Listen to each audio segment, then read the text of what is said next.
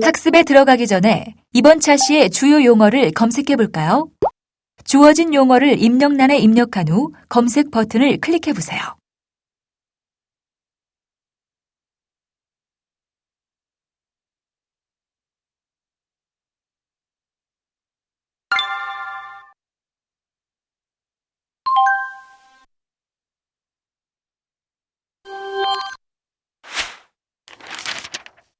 이번 차시 학습 주제에 대해 여러분이 알고 있는 내용을 미리 점검해 보는 시간입니다. 여러분이 알고 있는 유체동산 경매, 채권의 강제 집행을 채권관리 비법 노트에 적어보세요. 입력하신 내용은 정리하기 메뉴에서 학습을 마친 후 변화된 여러분의 모습과 비교해 볼 수 있습니다.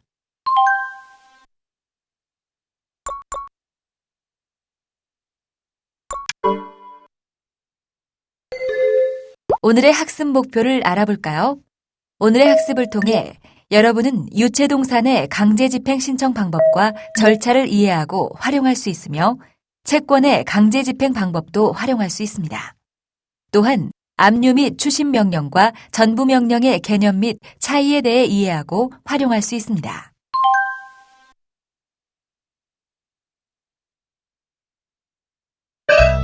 케이스 01. 돈이 되는 건 다 받아야 해.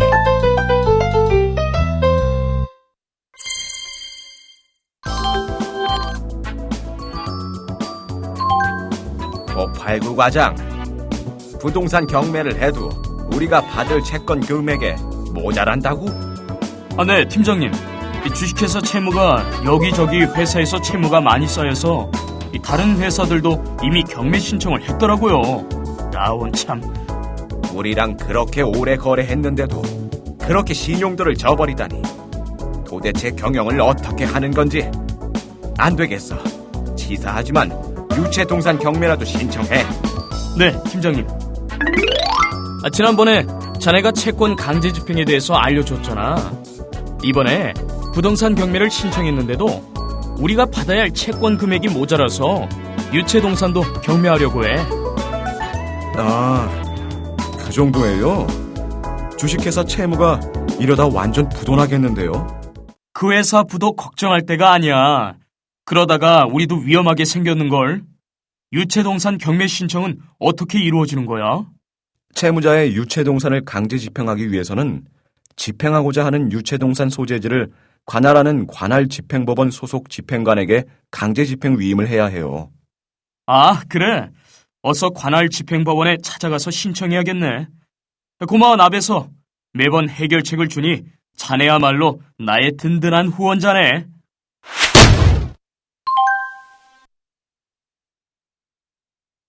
사례를 잘 보셨습니까? 살펴보신 채무자가 채무를 변제하지 않아 강제 집행을 할 경우에 어떻게 처리해야 할까요? 입력란에 여러분의 의견을 입력한 후 확인하기 버튼을 클릭해 보세요.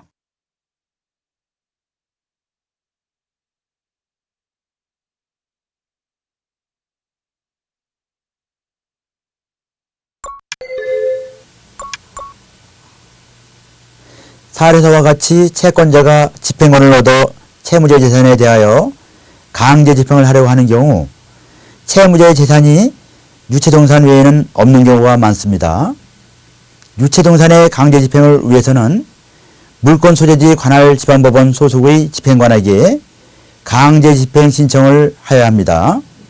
이 사례를 통하여서는 유체동산 강제 집행 신청과 절차에 대하여 알아보도록 하겠습니다.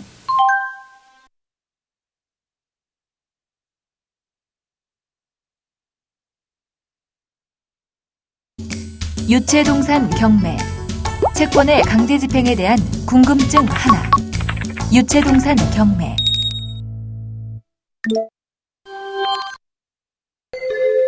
유체동산 강제 집행 신청 시 준비해야 할 서류는 무엇일까요? 첫째, 강제 집행 신청서가 필요합니다. 이 서류에는 채권자, 채무자, 대리인의 표시가 있어야 하고 집행권원의 표시와 목적물의 소재 장소 표시가 있어야 합니다. 둘째, 집행력 있는 정본이 필요하며 셋째, 대리 신청인 경우 위임장 및 인감증명서가 필요합니다.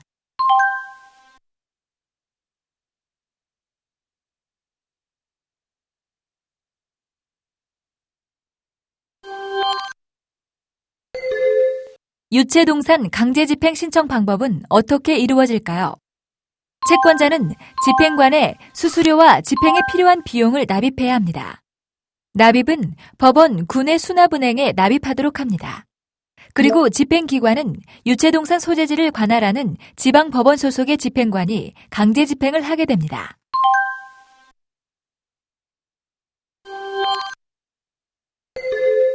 압류 대상 물건 중 채무자 소유의 유체동산은 무엇이 있을까요? 채무자 소유의 유체동산에는 물리적, 외형적으로 재산적 가치 있는 동산과 등기할 수 없는 토지의 정착물로서 독립하여 거래의 객체가 될 수 있는 것과 토지에서 분리하기 전에 과실로서 1개월 내에 수확할 수 있는 것, 유가증권으로서 배서가 금지되지 아니한 것이 있습니다.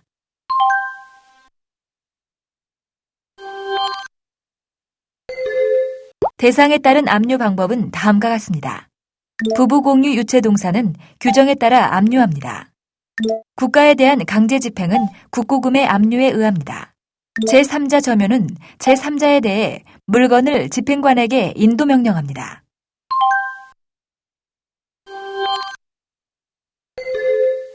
압류 처리 시 집행관은 어떤 절차로 진행할까요? 집행관이 압류물 선택에는 채권자의 이익을 해하지 않는 범위 내에서 채무자의 이익을 고려해야 하는데 이것은 집행관의 재량이나 실무적으로는 채권자의 의견을 참작하는 편입니다.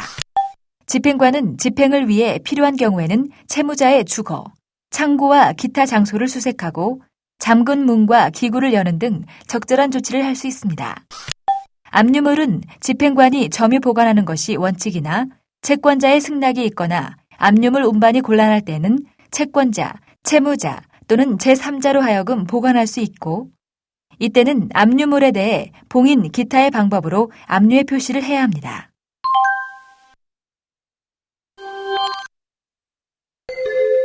압류 금지 및 제한도 규정이 있습니다. 압류 금지물은 다음과 같습니다. 채무자와 그 동거 가족을 위해 없어서는 아니 될 의복, 침구, 가구, 부엌기구, 기타 생활 필수품, 그리고 채무자와 그 동거 가족의 생활에 필요한 2개월간의 식료품, 연료 및 조명재료, 채무자와 그 동거 가족의 생활에 필요한 1개월간의 생계비 120만 원이 포함됩니다. 또 주로 자기의 노동력에 의해 농업을 영위하는 자의 농업상 없어서는 안 될 농기구, 비료, 가축, 사료, 종자, 기타 이에 준하는 물건 등도 포함됩니다. 특별법상 압류 금지물은 공적인 보호, 원호 등으로 지급된 금품과 신탁 재산에 대해 수탁자의 채권자가 강제 집행 못하며 의료법상의 의료 기재 등도 압류 금지물입니다.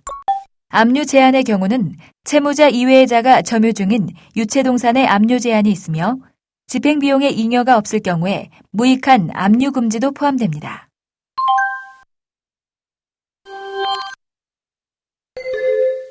그렇다면 압류물에 대한 경매 절차는 어떻게 될까요? 먼저 압류물을 평가합니다. 고가물은 제조, 판매 경험이 있는 감정인의 의뢰 평가를 실시하며 기타 물품에는 집행관이 평가하도록 합니다. 경매일과 경매 장소의 지정, 공고, 통지에서는 압류일과 경매일은 7일 이상 기간 두어야 합니다. 그리고 경매일 3일 전 공고를 하고 채권자, 채무자 및 압류물 보관자에게 통지합니다.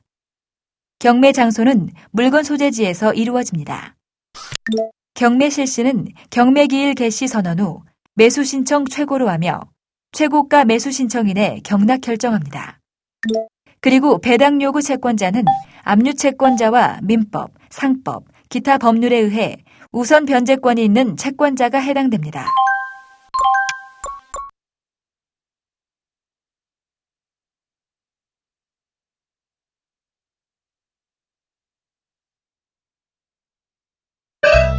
케이스 02. 압류. 어떤 방법으로 처리할까?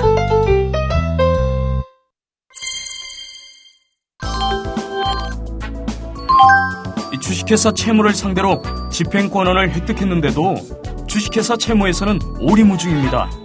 어떻게 된 건가요, 변호사님? 처리가 된 건가요?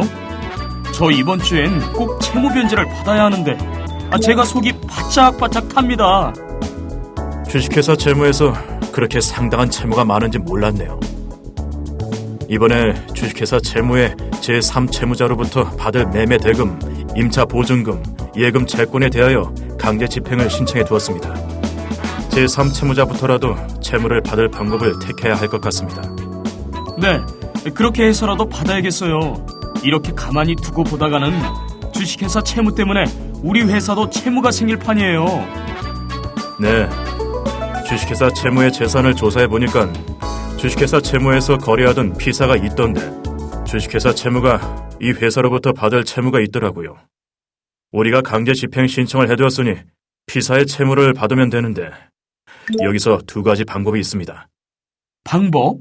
무슨 방법이 있다는 거예요? 네, 한 가지 방법은 채무자의 제3채무자에 대한 채권에 대하여 강제 집행을 하기 위해서는 압류 및 추심 명령을 신청하여 채무자를 대신하여 제3채무자로부터 추심을 하는 방법이 있고요. 또 다른 방법으로는 압류 및 전부 명령 신청을 하여 채무자의 제3채무자에 대한 채권을 압류 채권자에게 이전시키는 방법이 있습니다. 그래요? 어떤 방법이 나은지는 변호사님이 설명해서 알려주세요.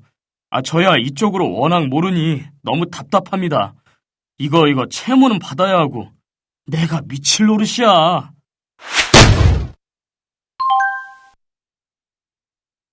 사례를 잘 보셨습니까? 살펴보신 사례에서 압류 및 추심 명령이나 압류 및 전부 명령은 어떠한 경우에 활용할까요? 입력란에 여러분의 의견을 입력한 후 확인하기 버튼을 클릭해 보세요. 채무자가 제3채무자로부터 받을 매매대금, 임차보증금, 예금 채권에 대하여 강제 집행을 신청하는 방법으로는 압류 및 추심명령 신청을 하는 방법과 압류 및 전부명령 신청을 하는 두 가지 방법이 있습니다. 제3채무자의 자력이 취약하거나 피압류 채권에 이미 압류나 가압류가 있을 경우에는 추심명령으로 하는 것이 유리하고 제3채무자의 변제 자력이 충분하고 피압류 채권에 이미 압류나 가압류가 들어와 있지 않은 경우에는 전부명령으로 하는 것이 유리합니다. 유체동산 경매, 채권의 강제 집행에 대한 궁금증 둘. 추심 명령과 전부 명령.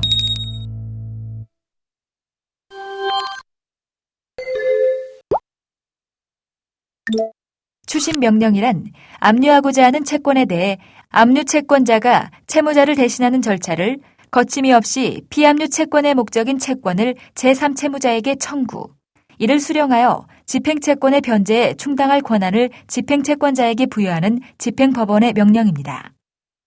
이에 대한 추심명령의 효력은 제3채무자에게 송달된 때 발하며 채무자가 제3채무자에 대해 가지는 채권을 채권자가 직접 추심할 수 있는 권리를 형성합니다. 제3채무자는 추심명령을 받은 압류채권자의 청구가 있으면 채무 내용에 따라 채권자에게 지급해야 합니다.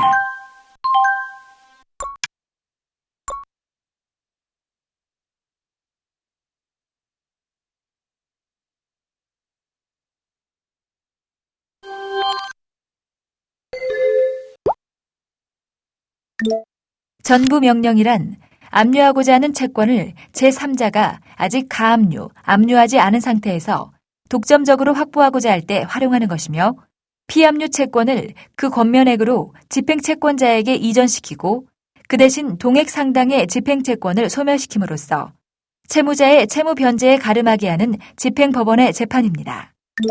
전부 명령이 제3채무자에게 송달되면 피압류 채권은 채무자로부터 채권자에게 이전됩니다. 제3채무자에게서 채권을 받으면 추심 명령에서와 같이 추심 신고를 할 필요가 없이 바로 채권 회수에 충당하면 됩니다. 전부 명령이 있으면 집행채권은 변제된 것으로 보며 압류 및 전부 명령의 효력이 발효되면 그 후 압류, 가압류 등은 모두 무효가 됩니다.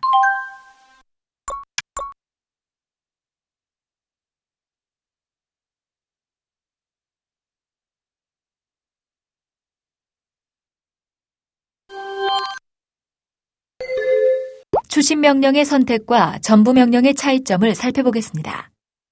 추심명령의 선택은 제3채무자의 자력이 취약하거나 피압류 채권에 이미 압류나 가압류가 있을 경우에는 추심명령으로 하는 것이 유리합니다. 전부명령의 선택은 제3채무자의 변제 자력이 충분하고 피압류 채권에 이미 압류나 가압류가 들어와 있지 않은 경우에 전부명령으로 하는 것이 유리합니다.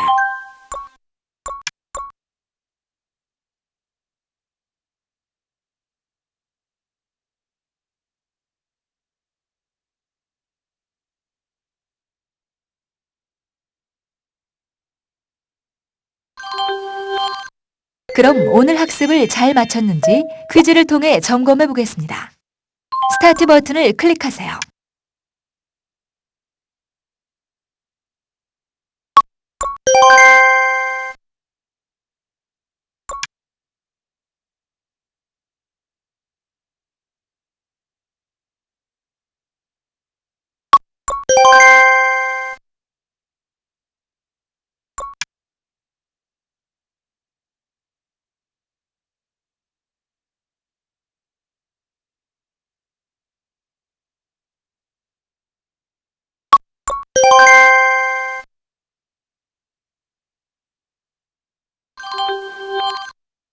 오늘은 어음, 수표의 필요적 기재사항, 유해적 기재사항, 기타 어음 수표 수령 시 주의할 사항에 대해 알아보았습니다. 학습한 내용을 다시 한번 정리해 살펴보겠습니다. 유체동산의 강제 집행은 다음과 같습니다.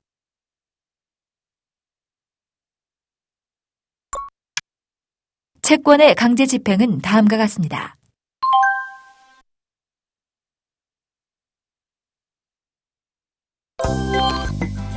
수고하셨습니다. 19차 시 유체동산 경매, 채권의 강제 집행에 대한 학습을 모두 마치셨습니다. 다음 시간에는 20차 시 재산 명시 신청, 채무 불이행자 명부 등재에 대해 학습하겠습니다.